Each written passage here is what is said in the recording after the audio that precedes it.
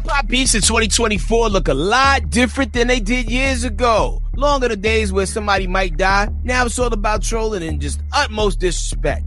In 2024 alone, we've seen diss records from Megan Thee Stallion, Nicki Minaj, Quavo, Chris Brown, AI Tupac, and Snoop Dogg, and Real Drake.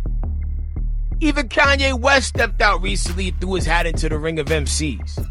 But as it relates to the current big battle that everyone's talking about right now, let's go all the way back to the beginning of where it all began with a deep dive. What's beef?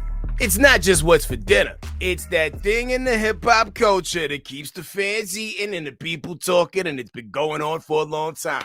What up, it's your man Headkrack, and I'm here to break down the Drake, Kendrick Lamar, and everybody else beef that everybody's been talking about for the last couple of weeks, because some people don't know where this all began. Well, if you want to go all the way back to the beginning, the first recorded hip-hop battle took place in 1981 at Harlem World. Not to be confused with the rap group that Mace was in, but the legendary club in New York City when it was Busy B versus Kool Moe Dee. It's a classic tape. You can Google it, look it up on YouTube, and tap in. Fast forward to 2024, a lot of faces in the game have changed, and there are three people that a lot of people talk about when it comes to who are those ones right now killing it, right? And that is Drake, Kendrick Lamar, and J. Cole.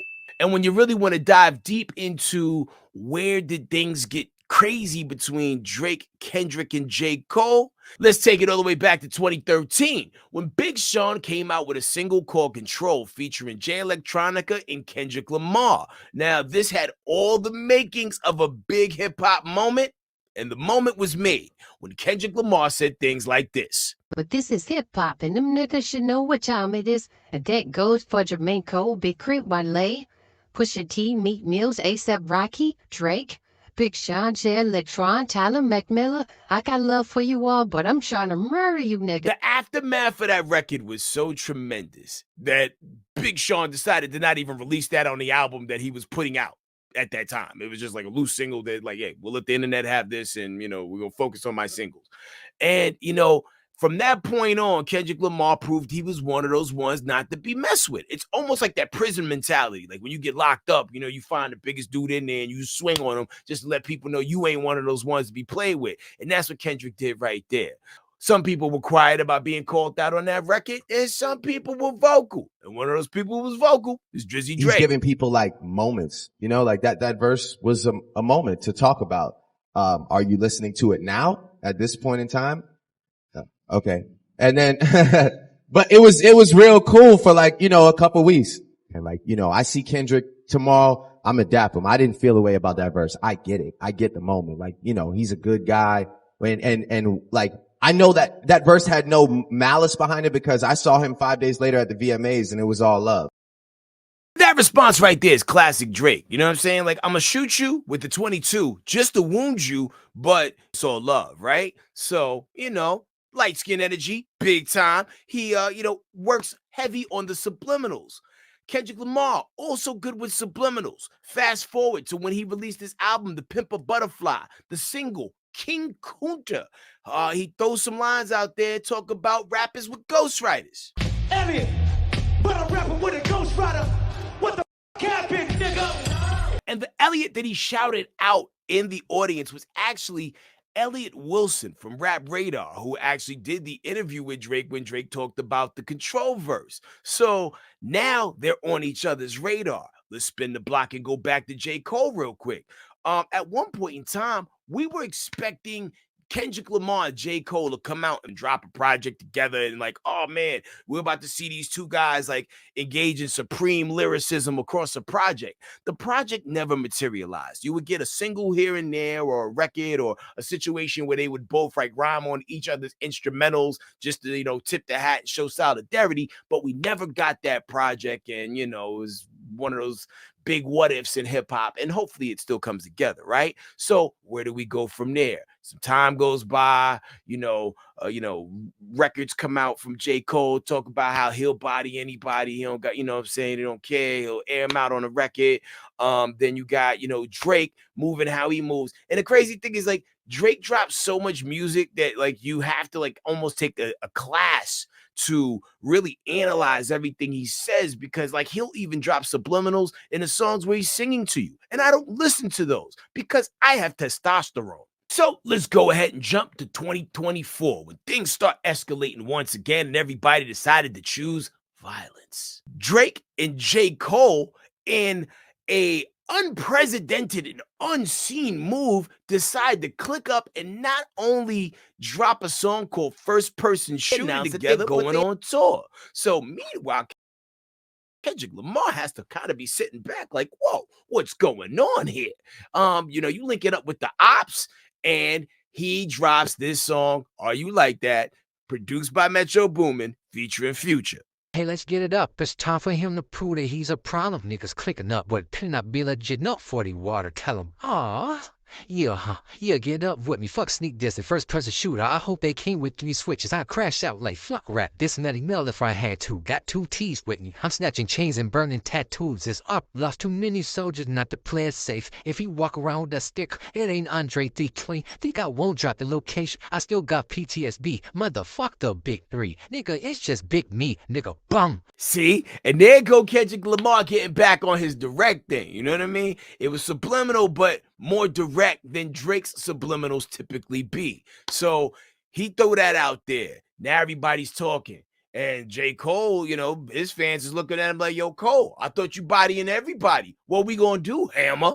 Then J. Cole comes out with his joint, 7-minute warning, and it sounds a little something like this. Yeah, so I'm good when it's tension. He's still doing shows, but fell off like the Simpsons. Your first shit was classic. Your last shit was tragic. Your second shit put niggas asleep, but they gassed it. Your third shit was massive, and that was your prime. I was trailing right behind, and I just now hit mine. Now I'm front up the line with a comfortable lead. I run it, so I got it. Now he wants up with me. Well, he caught me at the perfect time. Jump up and see why I got here off of bars. Not no controversy. Funny thing about it, bitch, I don't even want the prestige. Fuck the Grammys, cause them crackers ain't never done up for me. Oh. Now, the response from the fandom, a little tepid. I think they expected, a little bit more haymakers coming from J. Cole, but J. Cole himself admitted, it's like, listen, man, I can't bring myself to say anything bad about this man. I ain't gonna lie to y'all. I moved in a way that I feel bad on. I try to jab my nigga back and I try to keep it friendly. But at the end of the day, that shit don't sit right with my spirit. So I felt conflicted because I'm like, bro, I know I don't really feel no way. But the world want to see love. And I got my niggas like, what you gonna do, Cole? I must have had 1,000 missed calls. I couldn't even answer my shit. Nigga, it's wartime. Man, that's the lamest shit I ever did in my fucking life. I pray that my nigga really didn't feel no way. And if he did, my nigga, I got my chin out. So now that puts Drake on the clock because he got called out in that song, but he's also moving around the country, still doing stuff. I think he was on tour or something. And then he comes back with this joint, Drop and Give Me 50. Verse, you better make it witty. Then we need a verse for the Swifties. Top say drop, you better drop and give them 50. Pip squeak, pipe down, you ain't in no big 3. Scissor got you white down, Travis got you white down, Savage got you white down. Like your label, boy, you in a scope right now. There's a lot of lines in here. A whole lot of lines in this song. And he's swinging it a little bit of everybody. It's kind of almost like going back to the prison analogy again, right? Like you in a yard, people coming at you. I'm going to sock this dude. I'm going to sock that dude. I don't know who you are, but I'm going to snuff you too. So he's hitting everybody. The Weeknd got some. Kendrick got some. Debatably, J. Cole even got some on that song. Drake on Drop and Give Me 50 said something to the effect like, who put your first #1 in your hand? That was mostly a bar for Future, but it also could be perceived as a swipe at Rick Ross as well, because, they've clicked up and done some stuff together that did, swimmingly well as well. But Rick Ross, you could look at him and tell he likes to eat beef. And he came in and swung on Drake with this song called Champagne Moments. I don't follow you, nigga, because you sent the motherfucking cease and desist to French Montana, nigga. You said the police, nigga, hated on my dog project. That wasn't the same white boy that I see, nigga, when we were making them early records, nigga. We could do it how you want to do it, where you want to do it, anytime you want to do it. I'm ready. I'm ready, white boy. Huh? I know you got your Dockers on with no underwear, white boy. Yeah, you had that surgery, that 6-pack on. That's why you wearing that funny shit at your show. You can't hide it, nigga. So also in the same weekend that this comes out, Metro Boomin and Future put out another addition to the We Don't Trust You series. And The Weeknd is even singing at him, talking about how, like, how your shooters is on TikTok, right? So everybody's coming back and responding to Drake, and Drake has been largely quiet, overall. You know what I mean? Since, like, these people started clapping back at him. And I can't really wait to see when the other shoe drops.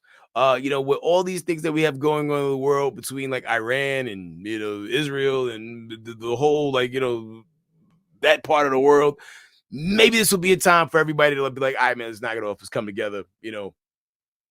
Peace is the word. Because I definitely don't think this is one of the situations where anyone will get physically hurt.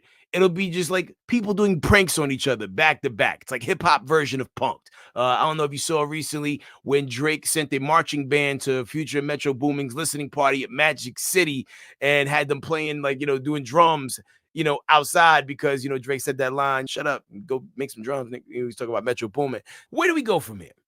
It's hard to call it, right? Because at the end of the day, people are going to still rock with the artists that they rock with. I mean, like, Drake has been under fire for having ghostwriters for almost for 10 years now, right? And that doesn't stop anybody for liking Drake because he makes those bops that people like.